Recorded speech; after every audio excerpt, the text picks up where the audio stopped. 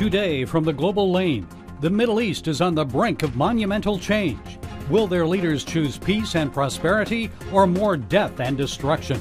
Hamas has been defeated, basically. Hezbollah is a shadow of what it was, as well as Iran now. We're on the cusp of something that really could change the dynamics of the Middle East. Iran pledges to rebuild its nuclear program. Talks with the United States may be coming. Are the Iranians going to be very excited to get back to the negotiating table? Because if they are, it means that they don't have much cards to play with and that their nuclear program has been indeed backtracked.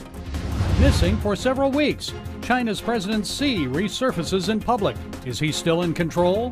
There are many signs that Xi Jinping has been weakened. In the Politburo, they clearly are limiting Xi Jinping's power. The Texas flood disaster, lives and homes swept away.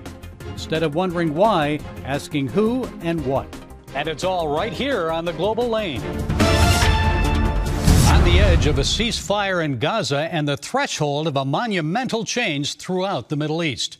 First, earlier this week, big news came out of Hebron. 5 Arab clan sheiks sent a letter to Israel's economy minister recognizing Israel as a Jewish state and stating their goal of having Hebron secede from the Palestinian Authority.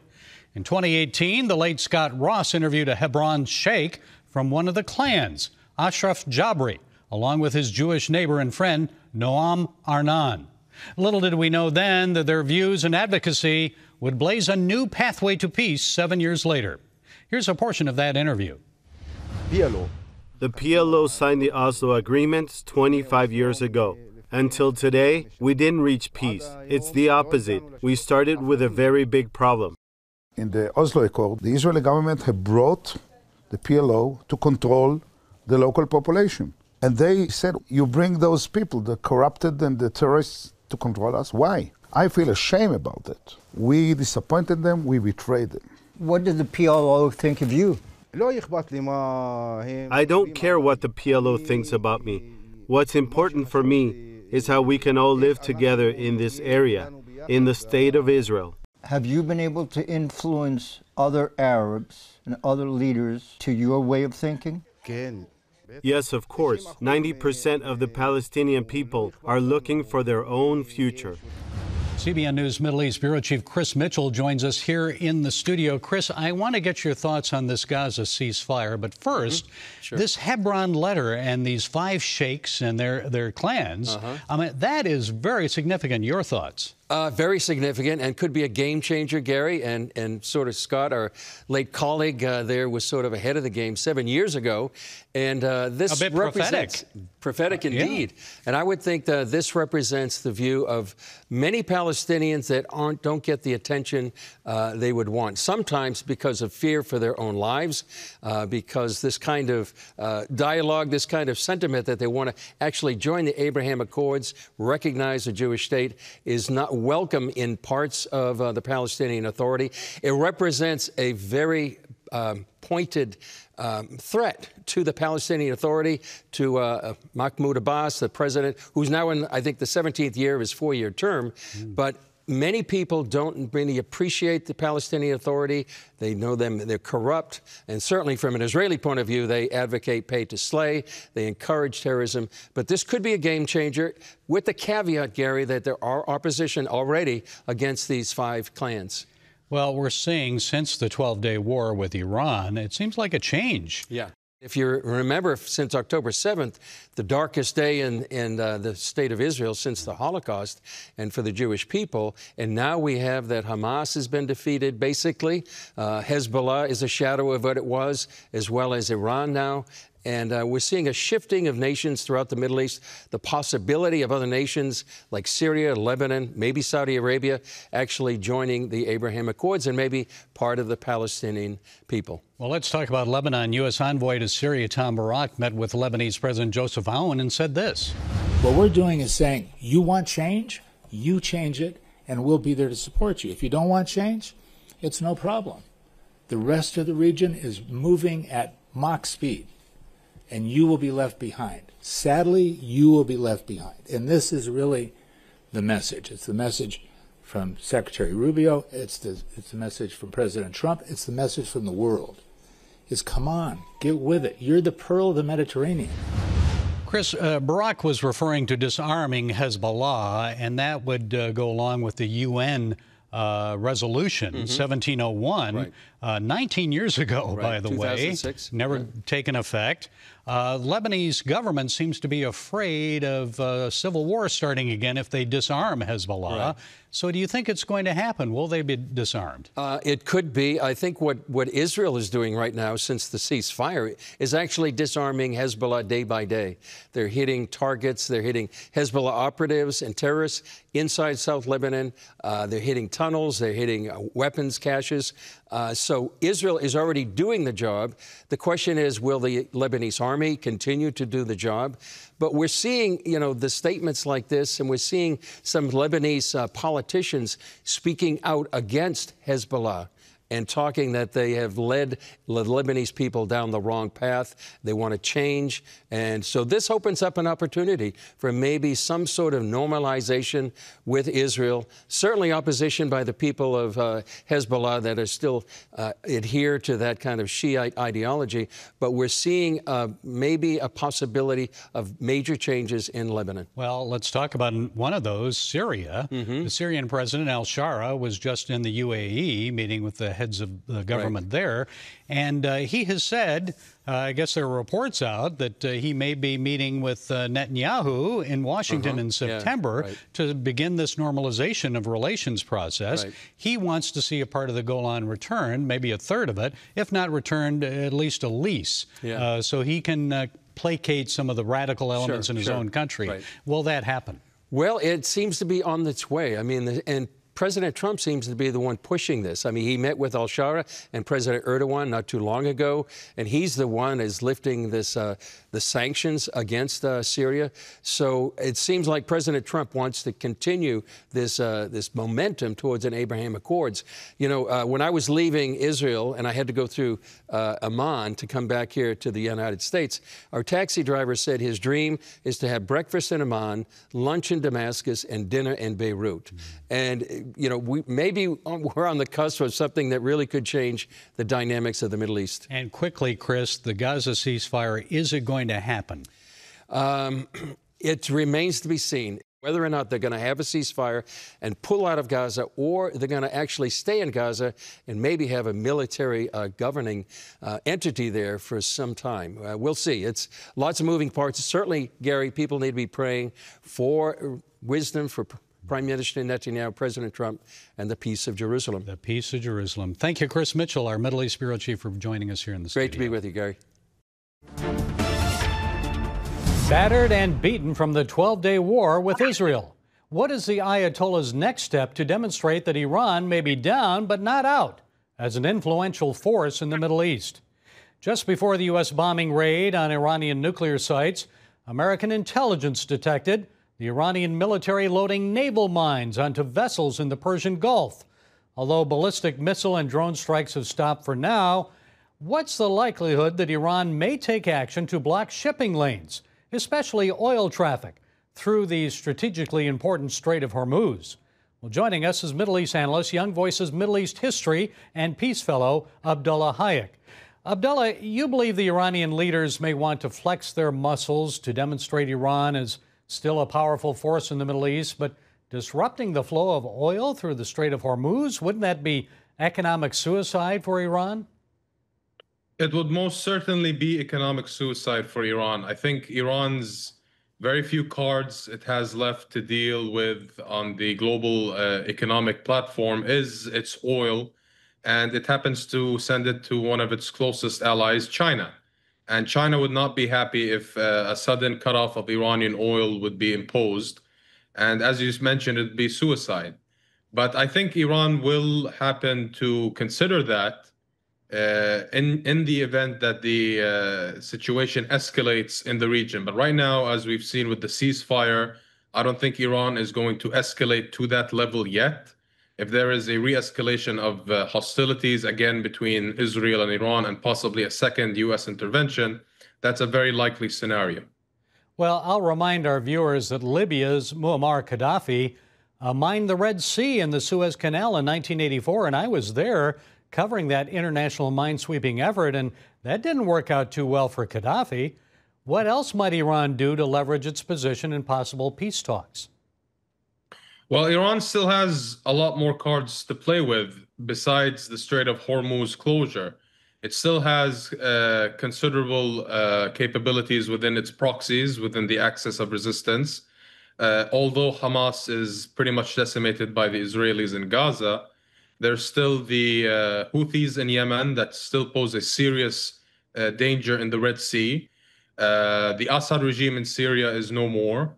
The playground for Iran's proxies and their threatening of U.S. allies such as Syria, such as Jordan, Israel, the Saudis has gone.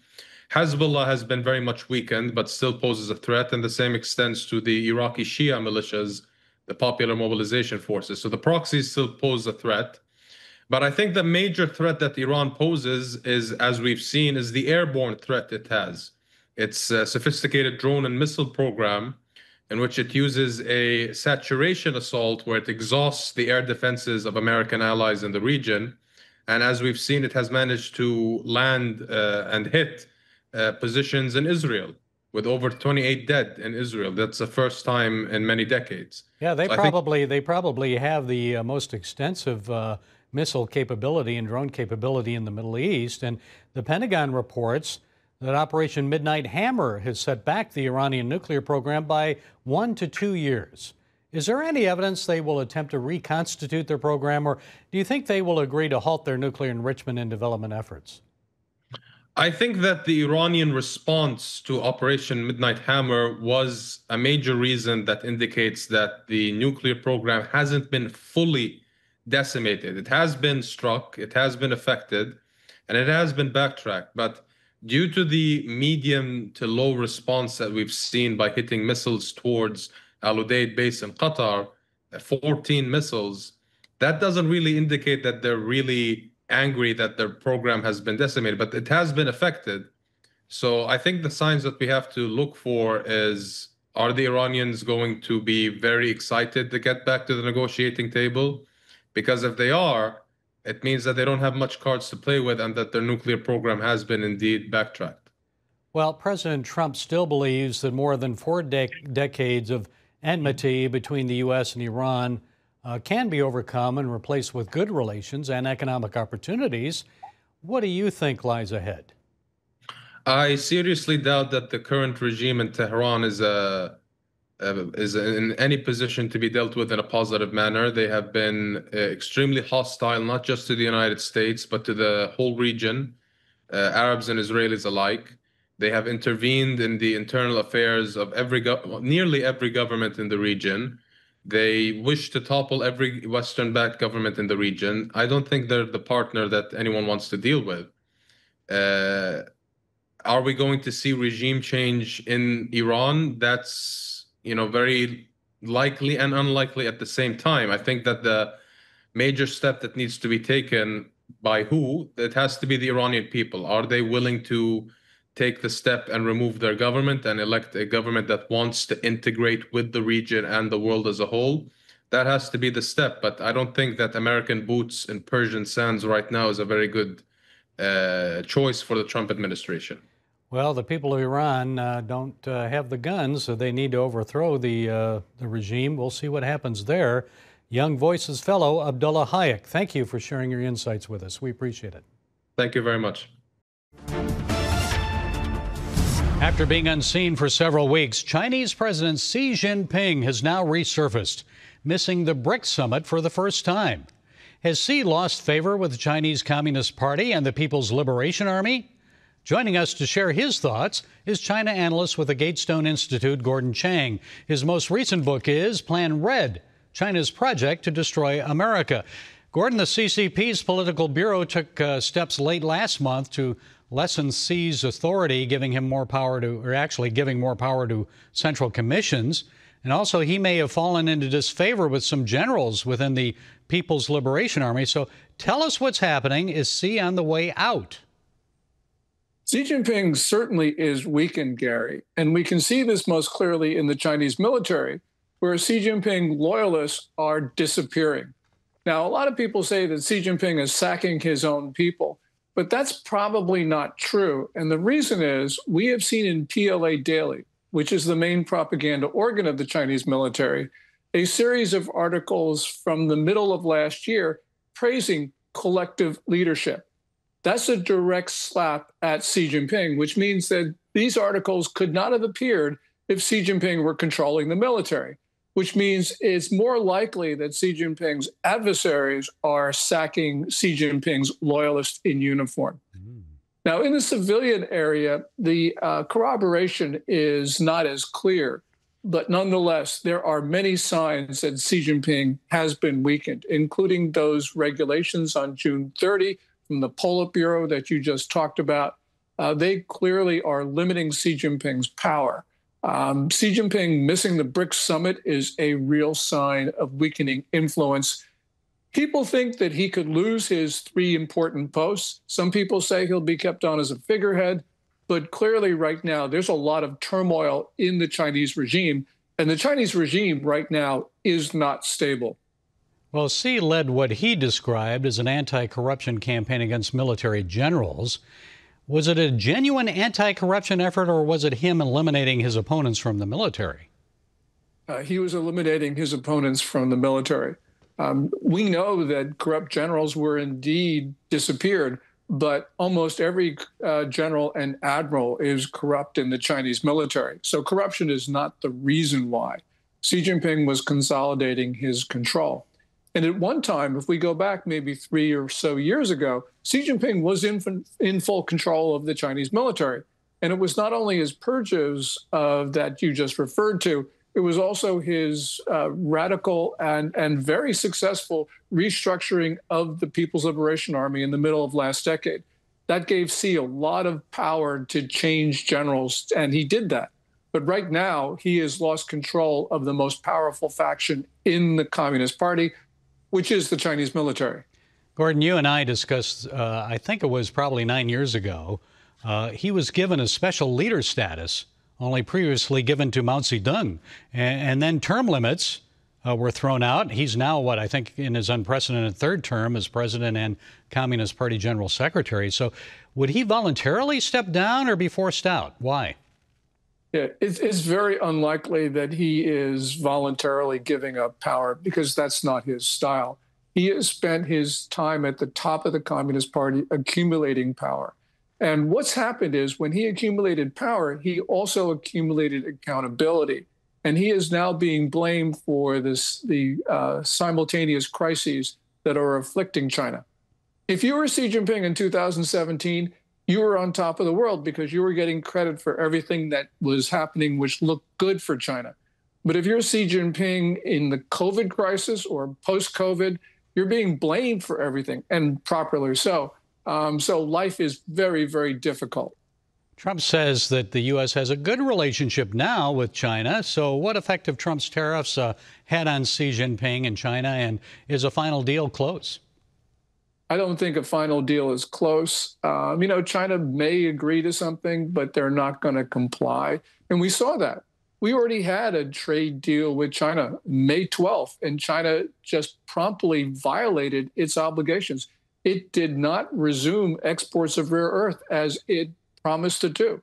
So, yeah, we may end up with a deal with China, but I don't think it's going to be comprehensive. And if it is, China's not just going to comply. They haven't complied with their trade deals from the time they joined the World Trade Organization in 2001. So why should they start doing so now? I just don't think that that's reasonable to expect. And Gordon, quickly, I know this week Secretary of Agriculture Brooke Rollins unveiled a National Farm Security Action Plan addressing China's purchase of U.S. farmland, especially near military bases. How serious is it? What do you expect to happen on that front? I think eventually we will see prohibitions of Chinese nationals purchasing U.S. farm and ranch land. And, got to remember, no American can own a square inch of land in China. So why do we allow Chinese nationals to own square miles of land in our country, especially when we know that some of them are using them for malign purposes? Okay, Gordon Chang, Gatestone Institute, China analyst, author of the book, Plan Red, China's Project to Destroy America. Thank you, Gordon, for joining us. Thank you, Gary. The Texas flood tragedy and the loss of life, especially children, has grieved people not only here in America but around the world. Posting a comforting and thoughtful message to X, Pastor Greg Laurie reminds us it is okay to ask God why he allowed this death and destruction. Laurie contends we may never get an answer to life's why questions. Even Jesus asked God, "Why have you forsaken me?" So it's at times like this that we pivot to the who question, as in, who do we turn to? And the answer is simple. We turn to God. The Bible tells us that the Lord is near to those who are brokenhearted. And I can tell you from personal experience, there is no more heartbreaking event that can happen to a parent than to lose a child. 16 years ago, the Lord called our son Christopher unexpectedly home to heaven, and we still grieve that loss. We think about him every day. You need to mourn, you need to weep, you need to cry, but cry out to God. And the Bible promises that he will comfort us when we mourn. So more important than the why is the who. Who do we turn to when tragedy, hardship, and suffering strike? I would also ask another important question, and that is what? What now, Lord? What does God expect from us? What does he want us to do? First, he expects us to pray, as Trump's cabinet did in their White House meeting this week. James 5:16 tells us that the prayer of a righteous person is powerful and effective. Secondly, ask God's Holy Spirit to show you what he wants you to do. It may be giving a donation to groups like Mercy Chefs, who are providing meals for first responders and those people who have lost their homes or loved ones.